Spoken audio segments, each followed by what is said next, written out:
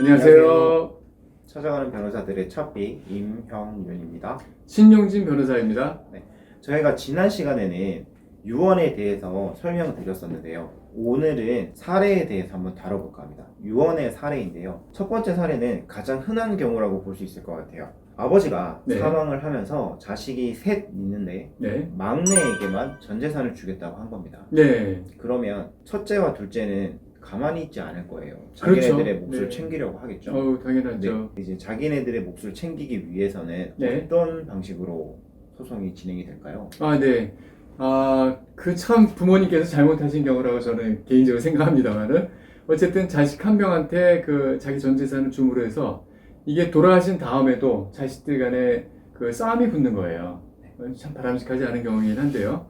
어쨌든 그 첫째하고 둘째 입장에서 굉장히 억울하죠. 네. 그렇기 때문에 막내 동생을 상대로 해서 내가 원래 받을 수 있었던 상속분의 2분의 1까지는 돌려다오 라고 청구를 할 수 있고 이것을 유류분 반환 청구권이라고 그렇게 부르고 있습니다.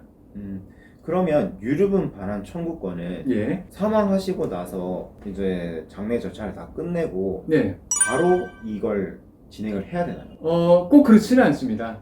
근데 통상적으로 이제 그 부모님이 돌아가시게 되면은 그 이후에 뭐 상 다 치르고 그 재산에 대해서 보통 둘러앉아서 얘기를 하게 돼요. 그게 되면은 그 전에 부모님이 가지고 있었던 재산 중에서 뭐를 큰형이 받았고 뭐 작은형이 받았고 막내가 다 나머지 받았고 이런 게 이제 파악이 되잖아요. 네. 한 사람한테 너무 많은 재산이 몰려서 증여가 되거나 아니면 유언에 의해서 그 물려주게 됐을 경우에는 어떻게 되죠? 좀 전에 얘기했듯이 나머지 사람들의 입장에서는 그 순간에 알게 되죠. 네. 그 막내한테 재산이 엄청나게 많이 증여가 됐구나. 혹은 유언장을 보니까 막내한테 전 재산을 주기로 하셨네. 그것을 알게 된 그 순간부터 1년 이내에는 소송을 하셔야 돼요. 1년 이내에 예. 소송을 해야 된다. 만약에 그러한 사실을 몰랐다, 계속 모르고 있었다, 뭐 막내가 숨겨서 그 사실을 모르고 있었다, 증여했다는 사실을 모르고 있었다, 네. 그랬다라면은 아버님이나 어머님께서 돌아가신 다음에 10년 안에 하셔도 무방을 합니다. 그러니까 유언이 있었다라는 걸 알고 난 순간부터 1년인 거고, 네, 그걸 몰랐다면은 나중에 추후에 알았더라도 10년 안에는 네, 소송이 맞습니다. 가능하다는 말씀이시죠? 그렇습니다. 네, 네. 두 번째 사례를 한번 들어볼게요. 예. 두 번째 사례는 아버지가 유언을 남기셨을 때 이제 자식이 2명이 있는데 네, 첫째에게만 모든 재산을 물려주겠다고 한 거예요. 네, 그 이제 한 돌아가시기 한 2년 전에 미리 유언을 남겨두신 거죠. 네, 네. 그리고는 아버지가 돌아가셨어요. 네, 그때 가족들이 병원에 다 모일 테고 네, 모이는 와중에 그 유언을 받들게 될 네. 장남이 병원에 가던 중에 교통사고로 사망하는 경우가 발생이 된 거예요. 네, 그러면 그럴 때는 그 유언을 받을 사람이 없잖아요. 그렇죠. 네, 그때는 어떻게 해야 되나요? 이거는 이제 그 유언에 관련된 문제이기도 하고, 그 다음에 이제 그 상속이 시차가 있을 경우에는 어떻게 해결되느냐 그런 문제이기도 한데요. 자, 조금 전에 말씀하신 사례에서는 두 가지 점이 이제 그 핵심 포인트예요.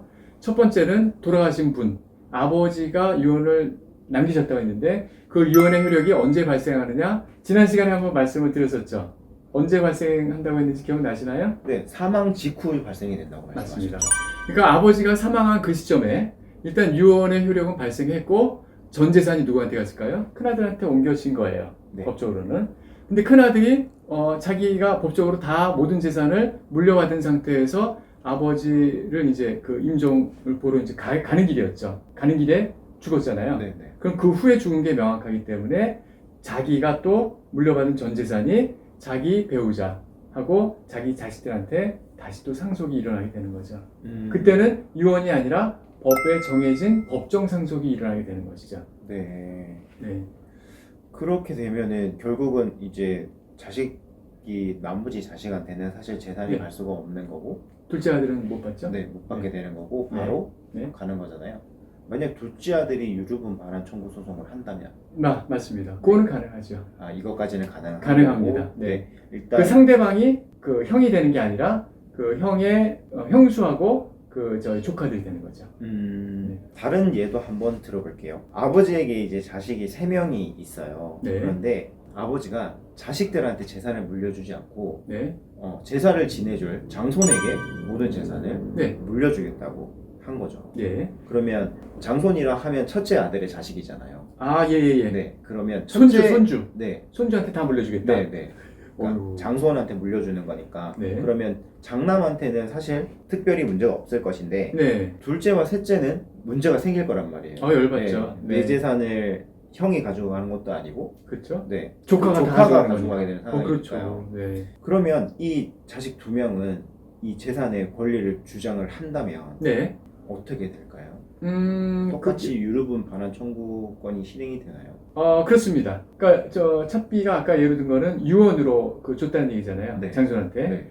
그럴 경우에는 장손은 공동상속인은 아니에요. 네. 공동상속인은 아니지만은 유언으로 어쨌든지 간에 제3자에 해당하는 장손한테 전 재산을 다 줬기 때문에 역시 똑같이 아까 말씀드린 거하고 똑같이 자기가 원래 받을 수 있었던 상속분 만약에 3분의 1이었다라면은 3분의 1 곱하기 2분의 1 6분의 1의 재산을 조카한테 대해서 반환 청구를 할 수가 있어요. 네. 그렇다면 제가 이 사례를 든 이유가 네. 사실 두 번째 사례와 세 번째 사례는 네. 비슷해요. 예, 좀 네, 비슷하네요. 그거를 받는 사람이 자식이냐 네. 아니면 손자냐 그렇죠. 그 차이만 있는 것 뿐이죠. 그러네요. 그런데 제가 이제 이걸 말씀드리는 이유가 네. 그 아버지한테는 이유가 있었던 거예요. 돌아가시군요? 손자한테 네, 돌아가신 아버지한테는 네. 장손한테 그 유언을 남긴 이유가 있었던 거죠. 네, 뭐죠? 뭐 몸이 아프시고 병원에 오랫동안 입원을 하고 계셨는데 네, 네. 뭐 둘째와 셋째는 한 번도 거들떠보질 않아요. 네. 뭐 병원에 찾아오지도 않고 뭐 병원비를 대준 것도 아니고 네. 그러니까 너무 나 몰라라 한 거죠. 네. 괘씸했던 거예요. 네, 네, 네. 괘씸했기 때문에 평소에 이제- 잘해야 되는데. 네, 사실 그 중에 아들보다는 손자가 잘 했나 보죠. 예, 예, 예. 그런 집안 있습니다. 네, 그래서 손자에게 다 물려준 건데, 즉 제가 이런 말씀을 드린 이유는 내가 정말 주기 싫은 사람이 있단 말이에요, 자식 네. 중에도. 네. 근데 그 자식한테는 정말 주기 싫은데 네. 재산을 자식한테 물려주긴 줘야 되니까. 네, 네. 정말 주기 싫은 자식을 피해서 할 수 있는 방법이 있을까요? 그러니까 주기 싫은 자식이 혹시라도 뺏어갈까? 그 유류분 반환 청구권을 행사해서 재산을 뺏어갈까봐 네. 그럴 경우에는 유언을 하시면 안 됩니다. 네. 왜냐하면 유언을 하시게 되면은 그 유언장의 유언의 효력이 언제 발생한다고 했죠? 사망했을 때요. 사망했을 때. 자, 그때로부터 그 충분한 기간, 그 시효 기간이 충분히 남아 있잖아요. 그렇기 때문에 그러한 경우에는 대부분의 경우에 유류분 반환 청구권을 행사할 수가 있어요. 근데 이러한 방법을 쓰면은 좀 마음에 안 드는 미운 자식, 평소에 좀 불효를 했었던 그 자식이 못 뺏어가게 할 수가 있습니다.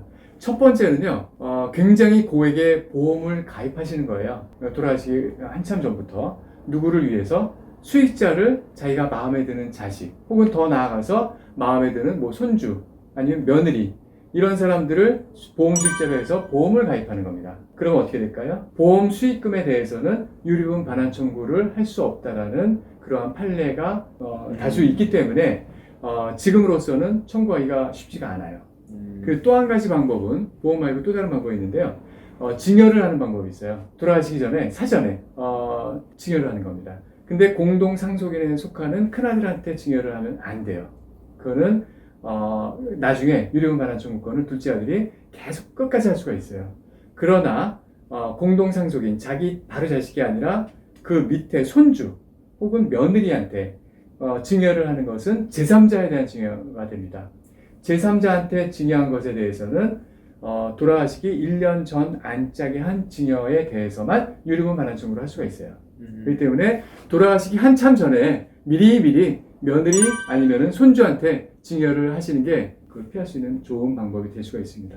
이런 내용을 잘 참고하셔가지고 네. 유언을 진행하시면 좋을 것 같습니다. 네. 자, 이번에는 저희가 유언에 대해서 한번 알아봤는데요. 네, 다음에는 조금 더 알찬 정보를 가지고 찾아뵙겠습니다. 감사합니다.